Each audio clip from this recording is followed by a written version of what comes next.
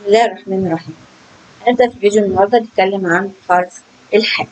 اسم الحرف الحاء، صوته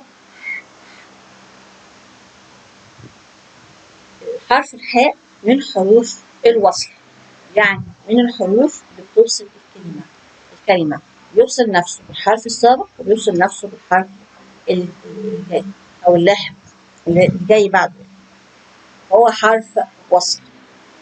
شكله في أول الكلمة بالمنظر دوت. الحاء تكتب في أول الكلمة بشكلها، الجزء الأول بتاعها، وبعدين تستخدم الذراع الأيسر أو الشمال عشان توصل نفسها بالحرف القادم، زي كلمة حليب. الحاء في أول الكلمة مستخدمش الذراع الأيمن، مفيش حرف سابق ليها، تستخدم حرف الذراع الأيسر علشان تشبك نفسها مع حرف اللام، زي كلمة حليب. ده شكلها في أول الكلمة. شكلها في وسط الكلمة بيعتمد على الحرف السابق ليها، إن كان حرف وصل ولا حرف فصل.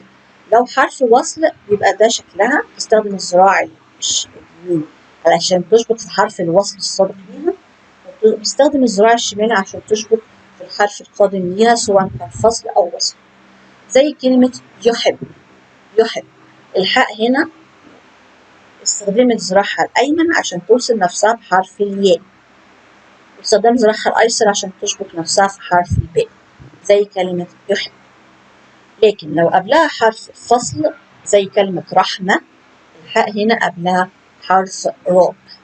راء ده حرف من حروف الفصل، يعني ليه ذراع أيمن وليس لها ذراع أيسر، فالحاء هنا مش هتلاقي ذراع تشبك فيه، فهتتكتب كأنها في أول الكلمة تماما، زي كلمة رحمة. شكل الحاء في آخر الكلمة تعتمد برضو على إذا الحرف السابق ليها حرف وصل ولا حرف فصل. لو حرف وصل زي اللام مثلا في كلمة بلح،